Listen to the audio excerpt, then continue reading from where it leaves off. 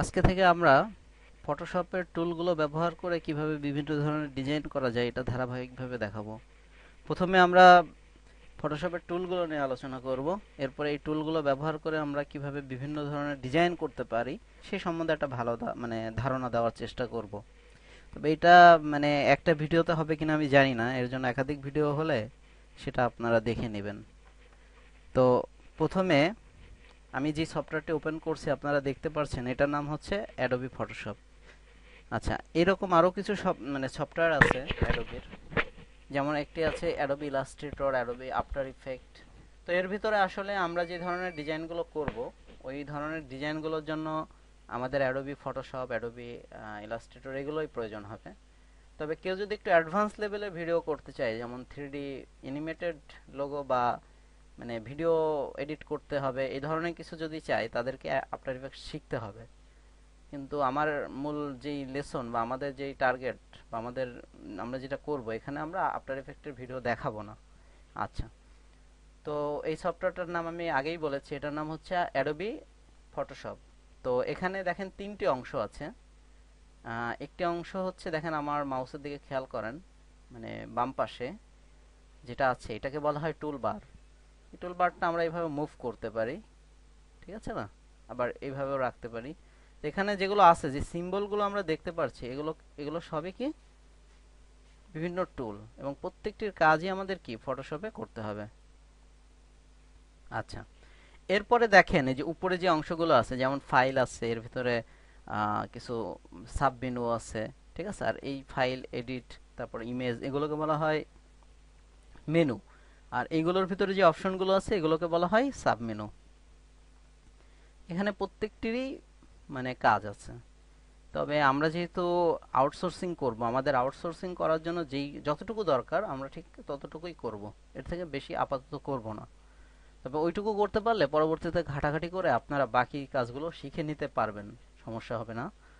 আচ্ছা, এই হলো দুইটা অংশ। আরেকটা অংশ আছে, এটা অত্যন্ত গুরুত্বপূর্ণ, এই দুইটা অংশের মধ্যে ওইটাও একই রকমই গুরুত্বপূর্ণ, ওইটাও আপনাদের প্রচুর লাগবে। একই সাথে কম্বাইন করে তিনটা জিনিস দিয়ে কাজ করতে হবে। আচ্ছা, যে জিনিসটা দেখেন আমি মাউস দিয়ে যেটাকে মুভ করতেছি, এইগুলো। তো এখানে দেখেন, আপনারা দেখতেছেন বর্তমানে লেয়ার অপশন আছে, চ্যানেলে গেলে চ্যানেল আছে, ক্লিক করলেই দেখেন চ্যানেলে চলে যাবে, পাথ আছে। আপাতত আপনারা ঠিক বুঝতে পারছেন না যে এগুলো আসলে কি বা কেন যাচ্ছে, পরে বুঝতে পারবেন। তবে এগুলো কি এটা নিয়ে আমি মোটামুটি আর কি ধারণা দিতে চাচ্ছি। এগুলোকে বলা হয় প্যালেট। এগুলো এক একটি কি প্যালেট। এই অংশটার নাম হচ্ছে প্যালেট অংশ। তাহলে আমরা কি কি পেয়েছি? বাম পাশে যে অংশটি পেয়েছি এটার নাম হচ্ছে টুলবার, উপরে যে অংশগুলো পেয়েছি এটার নাম হচ্ছে মেনু, আর রাইটে যে অংশগুলো পেয়েছি এটার নাম হচ্ছে প্যালেট। আচ্ছা, আপনারা দেখেন যে এই প্যালেটগুলো যদি আপনার কম্পিউটারে না পান, সফটওয়্যারটা ইনস্টল করার পর না পান, সেই ক্ষেত্রে আপনারা প্যালেটগুলো কিভাবে পাবেন বা কোথা থেকে নিয়ে আসবেন? দেখেন এখানে উইন্ডোজ নামে একটি কি মেনু আছে, তাই না? এটার উপর ক্লিক করলে এখানে কিছু সাব মেনু পাবেন। এখানে যা আছে প্রত্যেকটি কিন্তু প্যালেট। আমি যেটার উপরে ক্লিক করব সেটার প্যালেট আমার সামনে আসবে। প্যালেটের কাজ হচ্ছে মানে একটা বড় জটিল জিনিসকে সহজে উপস্থাপন করা, বা এখানে শর্টকাটে কাজ করা যায়। বিভিন্ন ধরনের কাজ আছে এই ধরনের। তো দেখেন আমি লেয়ারের উপরে ক্লিক করছি, দেখেন আমার লেয়ারটা চলে গেছে। যদি না থাকে, আপনি সফটওয়্যার ইনস্টল করার পরে বা কাজের মাঝখানে দেখা হলো ওটা খুঁজে পাচ্ছেন না, বিপদে পড়ে গেছেন, পাবেন কোথায়? উইন্ডোজ থেকে আপনি দেখেন এখানে যে প্যালেটগুলো আছে, যেমন আমি লেয়ার প্যালেটটা তো আমাদের বেশি ইম্পর্টেন্ট, এটার উপর ক্লিক করলে লেয়ার প্যালেট চলে আসছে, দেখছেন? এই লেয়ার, এভাবে প্যালেটগুলো উইন্ডোজ থেকে আনা যেতে পারে। আচ্ছা, এবার আমরা আমাদের আসল কাজে চলে আসি। একটা প্রশ্ন ছিল, যদি মেনু বারটা বা এই যে কর্নার যে বারটা কখনো যদি ক্রস টুল বার ক্রস হওয়ার পর আউট হয়ে যায়, সেক্ষেত্রে করতে কেন? হ্যাঁ, ভালো কোশ্চেন। দেখেন আমাদের টুলবার এই মুহূর্তে নাই, ঠিক আছে? কোনো কারণে ভুলে আমরা আমাদের টুলবারটিকে আউট করে ফেলেছি। তবে এটা আসলে আউট না হওয়ার ঘটনাই বেশি ঘটবে যদি আউট হয়। এক্ষেত্রে দেখেন যে উইন্ডোজে পাবো আমরা, আমি তো বলেছি উইন্ডোজে পাওয়া যাবে। তবে এই যে এই দাগ থেকে শুরু করে এই দাগ পর্যন্ত এর ভিতরে যেগুলো আছে এই প্রত্যেকটি প্যালেট। কিন্তু দাগের নিচে দেখেন দুইটি অপশন আছে, একটা অপশন আর একটা টুল। আপনি অপশনে ক্লিক করলে এখানে এই অপশনগুলো চালু হয়ে যায়, এগুলোর কাজও আছে, এটাও দেখাবো। ঠিক আছে, আমি এটাকে আর কি এটাকেও আমি আলাদাভাবে বলতে পারি যে আমাদের, আমি তো বলেছি তিনটা অংশ, এটাকেও একটা অংশ হিসেবে ধরা যেতে পারে, মানে তাহলে এটাকে অংশ হিসেবে ধরলে এটাকে 4 নম্বর অপশন দিব আমি। আচ্ছা, আরেকটা আছে দেখেন টুল, এটার উপর ক্লিক করলে আমাদের সেই টুল বারটা চলে আসবে। আচ্ছা, এখন দেখেন আমরা যেহেতু গ্রাফিক্স ডিজাইন করব, সেহেতু গ্রাফিক্স, দেখেন আমরা যদি কোনো একটা খাতা নেই, খাতায় যদি কোনো কিছু আঁকতে চাই বা অঙ্কন করতে চাই, তো কি করতে হবে? অবশ্যই আমাকে একটা কি সাদা পেজ নিতে হবে, তাই না? সাদা পেজ নিয়ে তারপর আমি ওটার উপর কাজ করি। আচ্ছা দেখেন, আপনি বড় পিকচার আঁকবেন, তাহলে অবশ্যই আপনি কি ছোট পেজ না নিয়ে বড় পেজ নেবেন। ছোট কিছু আঁকতে চাইলে ছোট পেজ নেবেন। এখানেও ঠিক, আমি কি করব এটা আগে আমাকে চিন্তা করতে হবে, এরপর সেই হিসাবে পেজ নিতে হবে। তো আমাদের আর কি ফটোশপে প্রথম কাজ যেটা, সেটা হচ্ছে পেজ নেওয়া শেখা আর কি। আমি কিভাবে একটা পেজ নিব, নতুন একটা পেজ নিব, এটা শেখা। তো এটা আমি কিভাবে করতে পারি দেখেন, ফাইল আছে, মেনু, ফাইলের উপরে ক্লিক করবেন, নিউ লেখা আছে। আচ্ছা, এই কাজটা আপনি নিউতে ক্লিক করলে আমাদের আর কি নতুন পেজের ইয়াটা আসবে, ডাইমেনশন যেটা ওটা আসবে। আপনি এই কাজটি এই ফাইলে যে নিউতে ক্লিক করে যেটা নিচ্ছেন, এটা কিন্তু আপনি চাইলে কিবোর্ড কমান্ডের মাধ্যমে নিতে পারেন। এই জন্য আপনাকে যেটা করতে হবে সেটা হচ্ছে কন্ট্রোল চেপে ধরে এন চাপতে হবে। দেখেন পাশে লেখা আছে। আচ্ছা, আমি নিউতে ক্লিক করতেছি। এখন দেখেন যে এখানে মোটামুটি একটা টেবিল মতো আসছে, এখানে বেশ কিছু অপশন আছে। তো এগুলো ঠিক করে দিতে হবে, আমি কি করব সেটাই এখানে স্থাপন করতে হবে। তো এই জিনিসটা আমি কেটে দিচ্ছি, এটা তো আমি ফাইল থেকে এনেছি। কিবোর্ড শর্টকাটের মাধ্যমে কিভাবে আনবেন এটা আমি একবার দেখাই দিচ্ছি। কন্ট্রোল চেপে ধরে এনে চাপ দেবেন। যখন আপনারা কাজ করবেন তখন কিন্তু আসলে এই ফাইলে যে আনাটা, মানে মানে আনাটা একটু সময়ের ব্যাপার হবে, তখন আপনাদের কিবোর্ড কমান্ড শর্টকাট করে দিবে কাজটিকে। দেখেন চলে আসছে। কন্ট্রোল চেপে ধরে আমি কিয়েনের উপরে ক্লিক করছি। আচ্ছা দেখেন, এখন এখানে যেই ইগুলো আছে, যেমন প্রথমে আছে কি নেম, আপনি কি ধরনের প্রজেক্টে কাজ করতেছেন এটা এখানে ডিফাইন করেন। আপনি কি ব্যানার করবেন, নাকি আপনি বিজনেস কার্ড করবেন, নাকি আপনি অন্য কিছু করবেন, ওয়েবসাইট মকআপের কাজ করবেন, কি করবেন, নাকি আপনি দেখা যাচ্ছে বুক কভার করতে পারেন, বিভিন্ন ধরনের আছে, স্টেশনারি আছে। তো আমি একটা ডাইমেনশন নিচ্ছি, আমি বিজনেস কার্ডের একটা ডাইমেনশন নিচ্ছি, কিন্তু আপনাকে আর কি সবগুলোই নিতে হবে। পরবর্তীতে আমি জানাই দেবো যে বিজনেস কার্ডের যেমন একটা ডাইমেনশন আছে, অন্য অন্য যেগুলো আছে যেমন ওয়েব মকআপের কি ধরনের ডাইমেনশন, এগুলো আমি জানাই দেবো। কিন্তু আপাতত পেজটা কিভাবে নিতে হবে এইটা দেখানোর উদ্দেশ্যে আমি আর কি বিজনেস কার্ডের সাইজটা নিতেছি। আচ্ছা, প্রথমে ধরেন আপনি একটা নাম লেখেন, আমি এখানে নাম লিখতেছি বিজনেস কার্ড। আচ্ছা, এরপরে দেখেন এখানে কি প্রিসেট লেখা আছে। প্রিসেটে এখানে এসে দেখেন অনেকগুলো অপশন আছে, কাস্টম আছে, এছাড়া বিভিন্ন অপশন আছে, তাই না? আচ্ছা, আপনি এখানে কাস্টম রেখে কাজ করতে পারেন। আপনি যদি ইউএস পেপার দেন, ওই যে আমরা A4 তারপরে বিভিন্ন পেপারের সাইজ জানি না, এই ধরনের কিছু পেপার আসবে, ইন্টারন্যাশনাল পেপার দিলে ওগুলো তো আমাদের লাগতেছে না। আমাদের মূলত ফ্রিল্যান্স করতে গেলে কাস্টমই রেখে নিজেদের মতো ডাইমেনশন করে দিয়ে কাজ করতে হবে। তবে অন্য অন্য ফটোশপে তো অনেক কাজ, অন্য অন্য কাজ করতে গেলে সেক্ষেত্রে লাগতে পারে। আচ্ছা যাই হোক, তো আমি কাস্টম রেখে এখানে ওয়াইড দিচ্ছি। আম, একমাত্র বিজনেস কার্ডের ক্ষেত্রে আর কি ইঞ্চিতে কাজ করব, আর কোথাও ইঞ্চিতে কাজ করা দরকার হলে সেটাও আলোচনা করব, তবে অধিকাংশ সময় আমরা পিক্সেল দিয়ে কাজ করব। এখন যেহেতু বিজনেস কার্ডের সাইজ নিয়ে কাজ করব এটা বলেছি, সেটা আমাকে ইঞ্চি নিতে হচ্ছে। এবার আসেন সাইজটা 3.5। হ্যাঁ, নির্দিষ্ট একটা মাপ।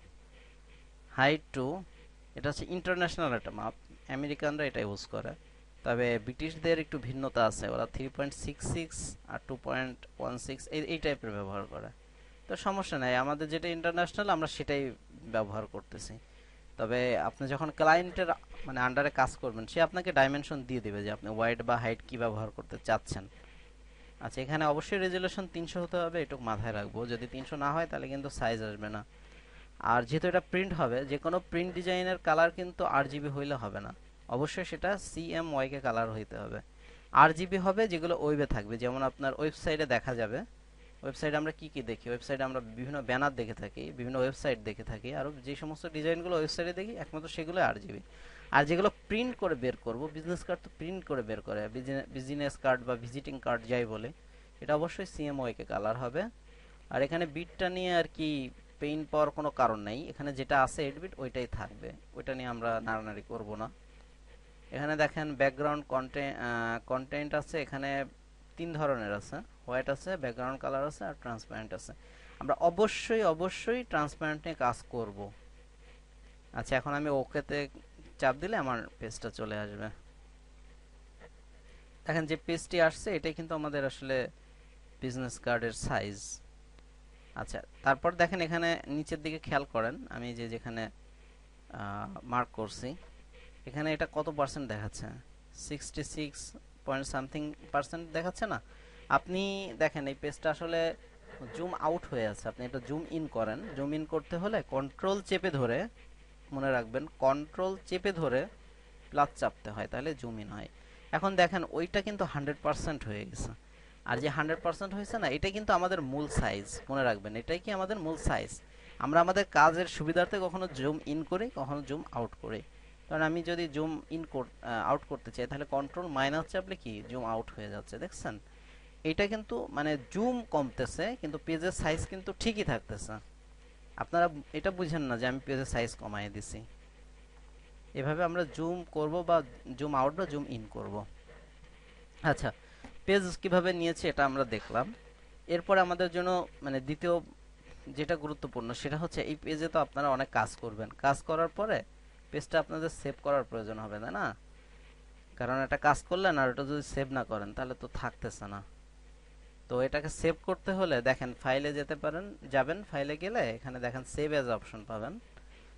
বা এই কাজটা আপনারা শর্টকাট ভাবে করতে চাইলে কিবোর্ড থেকে শিফট আর কন্ট্রোল দুইটা চেপে ধরবেন 2 আঙ্গুল দিয়ে, এরপর এসআরটা ক্লিক করবেন, মানে একই সাথে 3টা বাটনে ক্লিক থাকতে হবে, যার 2টা থাকবে শিফট আর কন্ট্রোলে, আর একটি থাকবে এস এর উপরে। আচ্ছা, আমি ধরেন এইভাবে ম্যানুয়ালি করতেছি। এখন এটা কোথায় সেভ করবেন সেটা আপনি দেখাই দেন, আপনি ডেস্কটপের উপরে করবেন নাকি কম্পিউটারে যে ড্রাইভগুলো আছে সেই ড্রাইভের কোনো একটি করবেন। দেখা যাচ্ছে আমি জব ডি এটাই করতেছি, এটাই করছি আমি। এখানে ধরেন যদি কোনো আমার এখানে নিজের কোনো ফোল্ডার থাকে তো ভালো, ফোল্ডার না থাকলে আপনি করে নেন, এই যে ক্রিয়েট নিউ ফোল্ডার এটার উপর ক্লিক করলেই আসবে। এখানে ধরেন আপনি যে কোনো নাম দিতে পারেন, আমি প্রজেক্ট নাম দিচ্ছি। এরপর এটা যান, নাম তো আছেই বিজনেস কার্ড। অবশ্যই পিএসডি ফাইলে সেভ করবেন, পিএসডি ফাইলে হচ্ছে মেইন ফাইল। এছাড়া আরও কিছু ফরম্যাট এখানে আছে, তবে অবশ্যই পিএসডি ফাইলে করবেন। পিএসডি ফাইলে করলে আপনারা পরে ওটা এডিট করতে পারবেন, নাইলে কিন্তু আর এডিট করা যাবে না, এটা মনে রাখবেন। দেখা যাচ্ছে নাম দিলে মানে নামে ভুল হলো বা ডিজাইনে কালার পছন্দ হয় নাই, পিএসডি ফাইল হলে আপনি আবার সব ঠিকঠাক করতে পারবেন, পছন্দ মতো আবার এডিট করে করতে পারবেন। কিন্তু আপনি যদি এখানে আর যে ফরম্যাটগুলো আছে জেপিজি বা অন্য ফরম্যাট, এগুলো দিলে কিন্তু কখনোই জীবনেও করতে পারবেন না। জন্য অবশ্যই অবশ্যই একটা আমাদের পিএসডি ফাইল থাকতেই হবে, দেন যদি অন্য কোনো ফরম্যাট দরকার হয় সেটা আরেকবার করে নেব। আচ্ছা, আমি পিএসডি ফাইলে সেভ করতেছি, এবার সেভে ক্লিক করেন। এখানে যেটা আসছে এটা কোনো সমস্যা না, ওকে করেন, আসলে সেভ হয়ে গেছে। আচ্ছা, এই কাজটি আমি বলছি যে কিবোর্ড শর্টকাট ভাবে কিভাবে করা যায় কিবোর্ডের মাধ্যমে। কন্ট্রোল শিফট চেপে ধরে এস চাপতে হবে। দেখেন আমি কন্ট্রোল শিফট চেপে ধরছি, এরপর আমি এসে চাপতেছি, দেখছেন আমার কিন্তু সেই সেভ এজ অপশনটি আবার চলে আসছে। দেখেন এখানে কিন্তু লেখা আছে সেভ এজ। আচ্ছা, আরেকবার সেভ করতেছি না আমি। এইভাবে আপনি কাজ করতে পারেন। আমি একটা কাজ করলাম এবং ওটাকে কি করলাম, সেভও করলাম। এখন ধরেন আমি ওটাকে আবার ওপেন করা দরকার ফটোশপে, কোনো কারণে দরকার, দেখা যাচ্ছে এডিট করতে হতে পারে বা আমাকে অন্য ফরম্যাটে যেতে হতে পারে। আমি কিভাবে ওটাকে ওপেন করব? এই জন্য আমাকে ফাইল থেকে ওপেন লেখা আছে, এটা আপনি কিবোর্ড থেকে কন্ট্রোল ও চেপেও করতে পারেন। ওপেনে ক্লিক করেন, এরপরে দেখেন আপনার প্রজেক্টটি কোথায় আছে, দেখা যাচ্ছে আপনাকে ডেস্কটপ শো করাতে পারে। আপনি আপনার প্রজেক্ট যেখানে রাখছেন সেখানে যান, ধরেন আমি কম্পিউটারে গেলাম, জবসে গেলাম, প্রজেক্ট লিখেছিলাম, প্রজেক্টে গেলাম, আমি ওকেতে ক্লিক করলাম।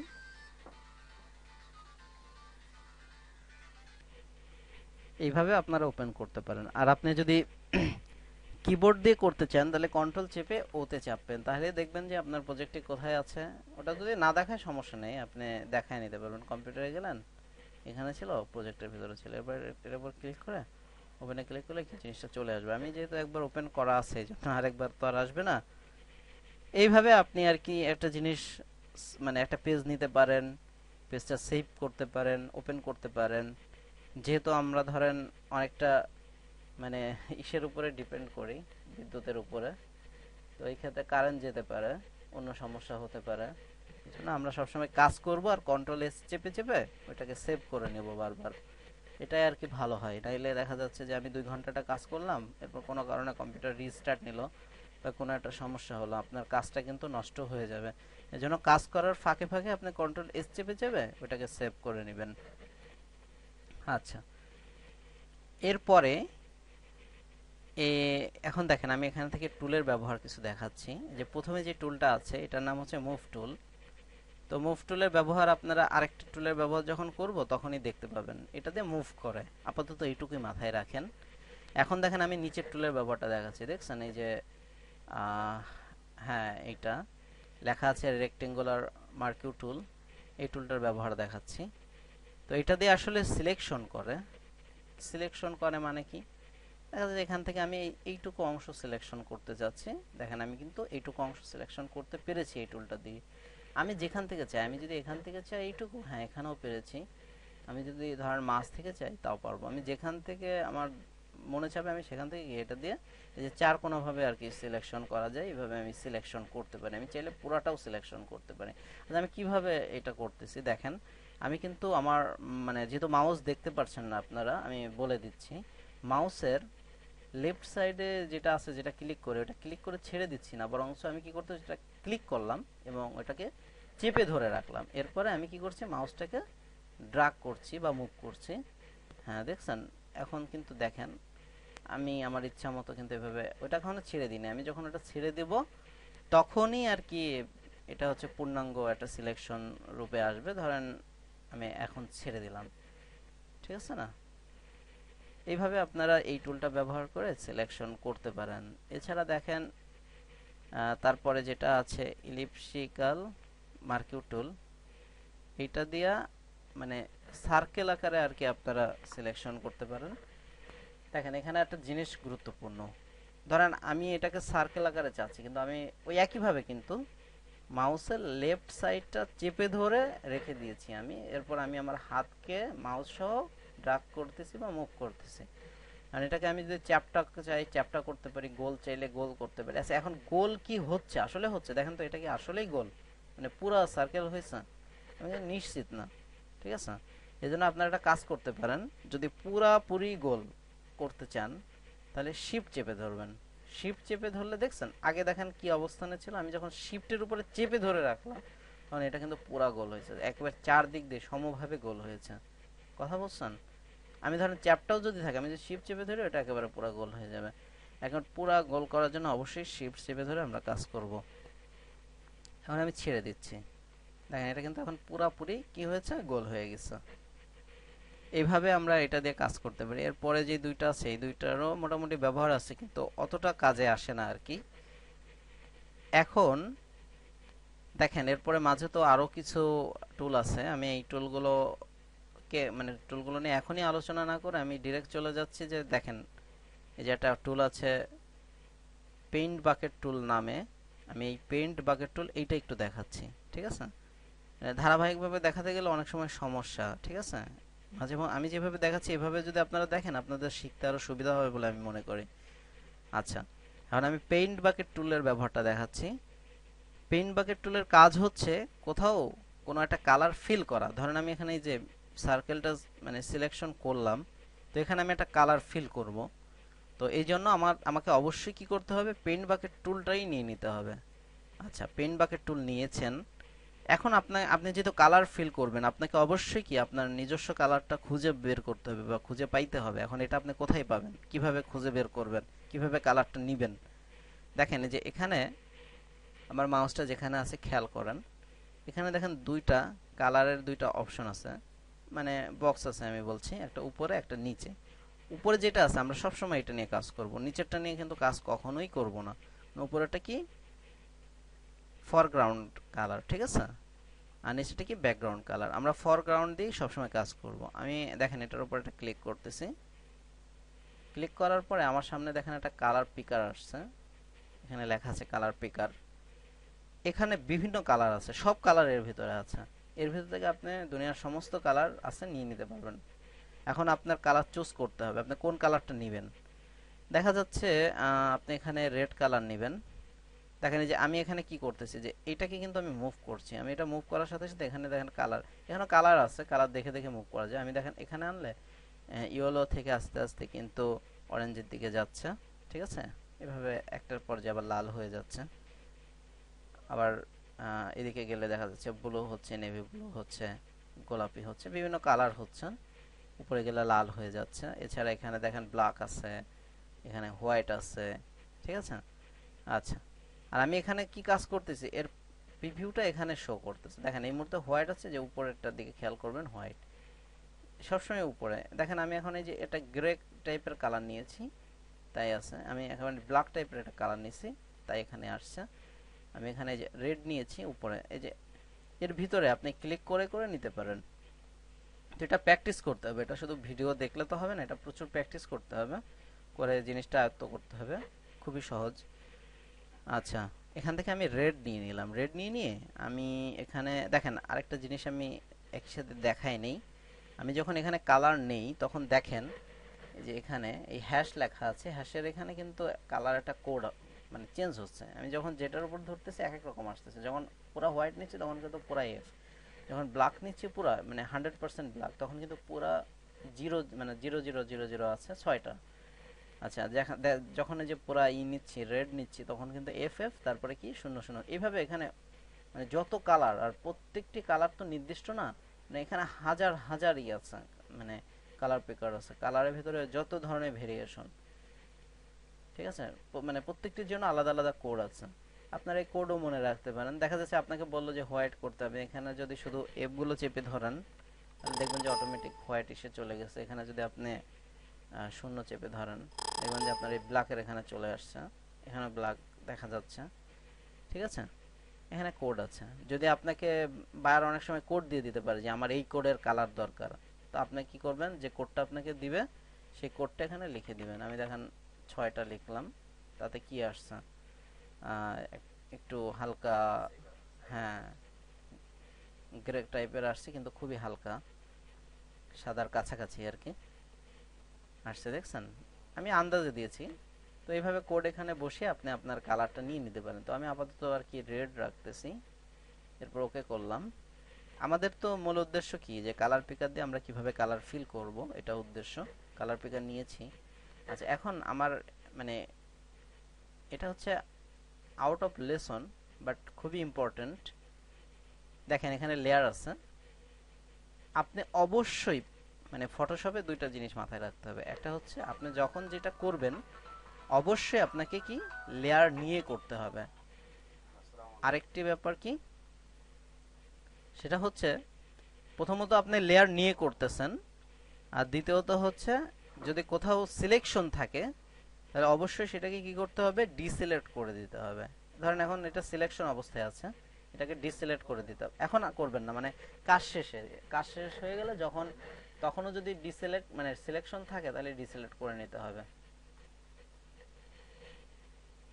আচ্ছা, এখন দেখেন আমি কিভাবে কালার ফিল করব। আমি কি করেছি, কালারও চুজ করে নিয়েছি এখান থেকে, কালার পিকারের যে টুলটা আছে, সরি পেন বাকেট টুল যেটা আছে সেটাও নিয়ে নিয়েছি। আর আমি কি কতটুকু অংশের উপরে করব এটা তো আগেই এই টুলটা ব্যবহার করে সেই অংশটি সিলেকশন করে নিয়েছি।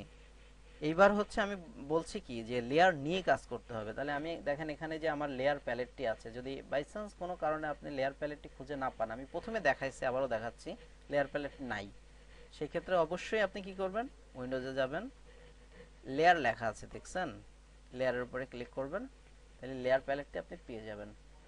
আচ্ছা, আপনি লেয়ার প্যালেটটি পেয়ে গেছেন। এখন এখানে দেখেন যে নতুন লেয়ার তৈরি করতে হলে লেখা আসছে যে ক্রিয়েট এ নিউ লেয়ার, এই যে এই ঠিক এই যে এখানে যে সিম্বলটি দেখছেন এইটার উপর আপনি ক্লিক করেন, দেখেন লেয়ার 2 নামে একটি কি আসছে, লেয়ার আসছে।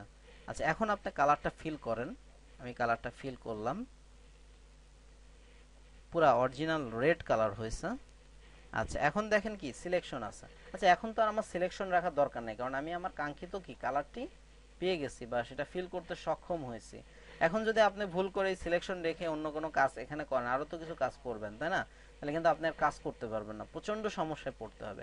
এই জন্য অবশ্যই সিলেকশন অফ করতে হবে। ফটোশপে দুইটা ভুল কখনোই করবেন না, একটা হচ্ছে লেয়ার ছাড়া কাজ করবেন না, আর একটা কি, সিলেকশন থাকলে ওইটাকে ডিসিলেক্ট করেই কাজ করবেন। সিলেকশন মানে কাজ শেষে যেটা সিলেকশন আছে ওটাকে ডিসিলেক্ট করবেন, করে তারপর আপনি সামনের দিকে যাবেন। তো এটা এখন কিভাবে আপনি ডিসিলেক্ট করবেন, এটাকে আপনি দুই ভাবে করতে পারেন। একটা হচ্ছে এখানে যেটা দিয়ে আমি সিলেকশন করেছিলাম, যে এই যে এই টুলগুলো, এখান থেকে যে কোনো একটা নিয়ে আপনি যদি বাইরে ক্লিক করেন, আপনার যেটা সিলেকশন আছে এটার বাইরে কোথাও ক্লিক করেন, তাহলে এটা চলে যাবে, যেমন চলে গেছে।